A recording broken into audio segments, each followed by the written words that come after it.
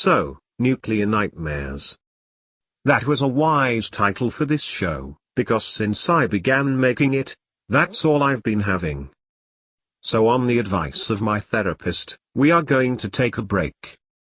Well, he said he was a therapist. Come to think of it, I couldn't see any qualifications on his office wall. There was only a bus timetable and some names and phone numbers written in marker pen. I've never seen an all-metal office with only one wall and right on the side of the road before. But he must be good at what he does. Busloads of people visit him every 15 minutes, they don't stay long though. Anyway, as Series 2 comes to an end, I thought I'd break with tradition and review a film which isn't at least 27 years old. For those of you who missed the Cold War, here it is again. Our good friends at the BBC have decided to scare the unmitigated crap out of us yet again, this time with a docudrama about everyday life in a UK security advisory panel. Well, I say everyday life, those lovable characters. The Russians have taken advantage of a Ukraine-type situation that's kicking off in Latvia. The big difference being that Latvia is a NATO country as well as being a European Union member state. So we can't get away with doing nothing. Oh bollocks. UK experts on diplomacy and military strategists meet in a bunker somewhere under Whitehall and discuss what advice to give Her Majesty's government on the deteriorating situation. Get used to the word deteriorating because we are going to hear it quite a lot. So what essentially has gone wrong? Well, in neighboring Estonia, a peaceful tribute at a war memorial in Tallinn has gone sour. Ethnic Russians commemorating their war dead were attacked by Estonians and many were injured. 6 ethnic Russians were arrested during the scuffle. President Putin addresses the State Duma saying that the Russian Federation will not tolerate the mistreatment of Russian people anywhere. Ethnic Russians in Latvia have taken to the streets in protest at the arrest. In the poorer district of Daugavpils, a rally is held demanding that Riga should do more to protect their rights and privileges. They even demand a greater degree of political autonomy. Guess which country Daugavpils borders? I'll bet you can't. To say that this protest doesn't end well would be a lazy use of the English language. The protesters seize control of City Hall and burn the Latvian flag. These are then replaced with the Russian tricolour and the flag of the Soviet Union. Oh bollocks is another expression you're going to hear a lot of as well. The mayor appeals for calm. Seconds later he realizes he is farting against thunder, and so, to stop the by now feverish and heavily armed crowd from going berserk, and to keep his shitty little job, the mayor promises the people of Daugavpils a referendum on independence from Latvia. The Latvian president issues a statement saying his government won't recognize this crap, and that the mayor of Daugavpils is in the pay of the Kremlin. To be blunt, the shit is now on an airborne trajectory toward the fan, but it hasn't hit it yet. There is still time to get out of the way. In the war room, the UK ambassador to NATO tells the committee via video satellite that the Latvians have discovered hundreds of men and weapons crossing the border from Russia into Latvia. The chairman asks one of the military advisors if this alleged action invokes Article 5 of the NATO treaty. Article 5 obliges all NATO member states to come to the aid of any one member state which has come under attack.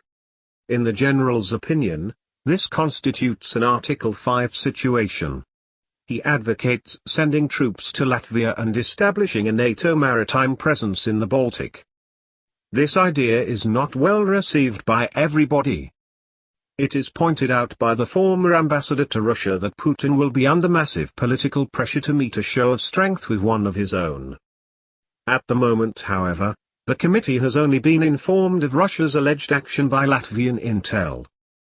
Meanwhile, back in Daugavpils, the mayor has been barred from entering his own city hall by Latvian police, and the government in Riga has issued a warrant for his arrest. It is only a matter of time before he rallies separatist militia and makes an appeal to Moscow for help. The War Room receives a video call from the US President's National Security Advisor. It would seem that the Americans are in favor of sending units of their Rapid Reaction Force to Latvia in a defensive action only. They also advocate sending the USS America to the Baltic. The committee votes in favor of supporting the Americans with British forces, pending approval from Parliament, which they get. The shit continues along its axis of advance toward the fan but has yet to reach the zenith of its arc of trajectory. The UK sends approximately 1,000 troops and the aircraft carrier HMS Ocean to assist the Americans in a defensive role. Any offensive action against the pro-Russian separatists will be handled by the Latvian army. Sadly, the Latvian army don't do such a good job of retaking Daugavpils airport, and 4 British servicemen are taken prisoner. As the ship moves inexorable in a fan-type direction, a Russian jet crashes near the Latvian border. The implication is that NATO shot it down. As the Allies refute this claim, a Latvian helicopter is shot down over Daugavpils by a surface-to-air missile, launched from inside the Russian Federation. The committee kick the following ideas around. Should we rescue the British servicemen? Should we bomb the Russian anti-aircraft battery? Can we get through the next 24 hours without 3/4 of the UK population getting barbecued? The first idea is not as difficult as it may at first appear, since the Russians are still pretending that they are not supporting the separatists with arms and soldiers. They can't do much to stop a rescue attempt without giving the game away, so the committee backs that idea. As for violating Russian airspace to bomb an anti-aircraft battery, the support for starting World War III is understandably minimal. However, I can't work out if that is for reasons of military and diplomatic expediency or simply because the film is only halfway through its running time. Instead, the committee recommends issuing the Russians with a stern reprimand, and assuring them that punitive airstrikes will take place if this bullshit happens again. With the successful rescue completed, and the Russians getting a good telling off, the separatists in Daugavpils take delivery of 300 trucks full of what the Russians are describing as humanitarian aid. They even go to the lengths of explaining this to the committee. The prevailing mood is, okay, fine, but why does the convoy contain units of the 64th Guards Airborne Division and heavy equipment? The Russian tried to say that the military units are engineers, and that the equipment we spotted are electricity generators. No one is buying that, certainly not the Latvian president who has called this an invasion. Luckily, the Russians table a peace proposal. Part of it involves allowing the referendum which the Latvians have already said they'd refuse to recognize. The Americans are more than a bit pissed off about all this, and issue an ultimatum. The Russians have 72 hours to get their asses on the right side of the border or NATO will remove them by force. After a less than unanimous vote on this issue, the committee agrees to the use of UK forces to assist in such an operation, although a lot of other member states are a bit cagey about it. The shit has reached apogee and has begun a rapid descent. Predictably, the deadline passes, and the Russians stay put. Certain members of the NATO alliance get very edgy about the situation. Germany, Italy, Greece and Spain all push for an extension to the ultimatum. France, the UK, Poland and the Baltic states side with the Americans who think if we are going to kick the Russians out, let's do it now before they reinforce.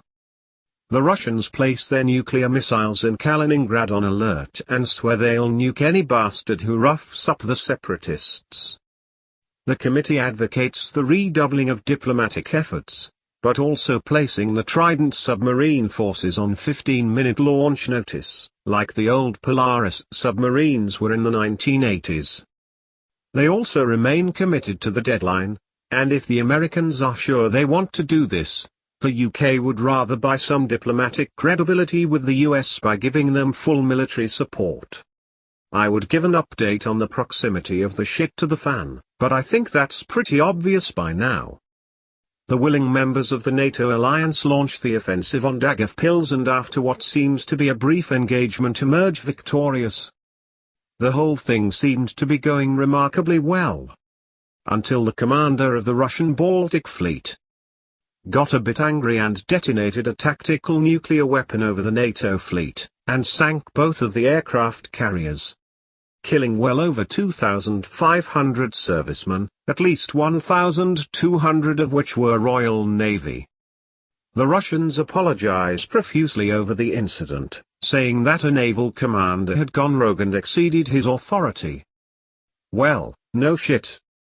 The Americans take the view that sorry doesn't cut it, and in spite of UK insistence on showing restraint, they perform a like-for-like single tactical nuclear strike in Russia.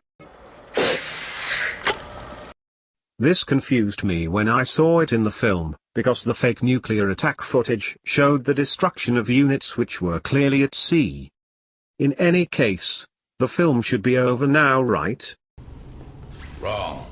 Sadly, there are a few minutes left where the committee debate whether or not to launch a retaliatory strike if the Russians launch an attack on the UK. Given the situation, I hardly think if is a viable position anymore. The committee decide not to launch the weapons in such an event, citing the failure of deterrence as the main reason. World War III, Inside the War Room is an interesting film in many respects. I'm a bit unhappy that the title gives away the ending though. This film seems to be the BBC's answer to Countdown to Looking Glass, made 32 years before. The parallels are strong. Both films are based on a NATO war game. Both films contain real-life diplomats and experts. Both films assume the Russians are being assholes for no particular reason. Both films end with a nuclear exchange at sea, and finally, both films leave the viewer feeling more than a bit unnerved and powerless. A big difference is that this film concentrates on the strategic and political planning aspect as opposed to how journalists would handle this situation. The film raises many questions. I should like to deal with these before we deconstruct a few plot points. The first and most obvious one is: did the Cold War ever really end, or did it simply change shape? To be fair, given Russia's recent behavior in Ukraine as well as South Ossetia, and of course Syria, they are their own worst enemies when it comes to being viewed suspiciously by the West. These three engagements have one thing in common though. They all have something the Russians actually want. In South Ossetia, gas pipelines. In Ukraine, Crimea, the Ukrainians had leased a naval base to Russia. The lease would be up for renewal in 2040, and now the Russians don't have to give it back. In Syria there is a brutal regime who had given the Russians a naval base on the eastern side of the Mediterranean. If another regime takes its place they might lose it. But Latvia? It's no good talking about territorial ambition. If you had a country with a comparable land mass to the planet Pluto, would you really want more of it? Even if you did, given that Latvia is a NATO country, why nick a small part of it? You might as well steamroller the entire Baltic and make a grab for Belarus and the rest of Ukraine whilst you were at it. The results would be the same, only quicker. It might just be that the idea of Latvian Russians going for a Donetsk-type stunt is one of Putin's worst nightmares. Right up there with waking up in the morning to discover that Elton John and Sir Ian McClellan had popped round for a sleepover and invited the entire political staff of Pravda to share breakfast and anecdotes about the night before. In both cases he'd have to either confirm everyone's suspicions, or spend a large amount of time explaining that this was nothing to do with him, knowing that everyone would be highly skeptical. I am, however, prepared to meet this film more than halfway. In fact, I'll meet it up to the last 10 minutes. The part when the rogue commander launches a nuclear strike on NATO warships. Why bother to do that? The Russians attempted to defend Daugavpils and were overwhelmed. That's clearly not a good position for them to be in. But how do they regain both military and moral advantage? By being the first country to detonate a nuclear device in anger. For 71 years. Do Russian naval commanders have independent nuclear release authority even if their vessels are not under attack? And if they don't, why would a disciplined serving line officer from any navy on Earth decide to ignore the chain of command? If there is any part of this film I am not happy with, it's that bit. I had to rewind and watch again to make sure I hadn't missed anything important, but no.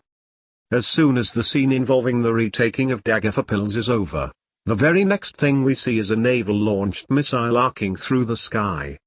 The most generous thing I can find to say about that is, perhaps not. I was disheartened to see that intro BBC style.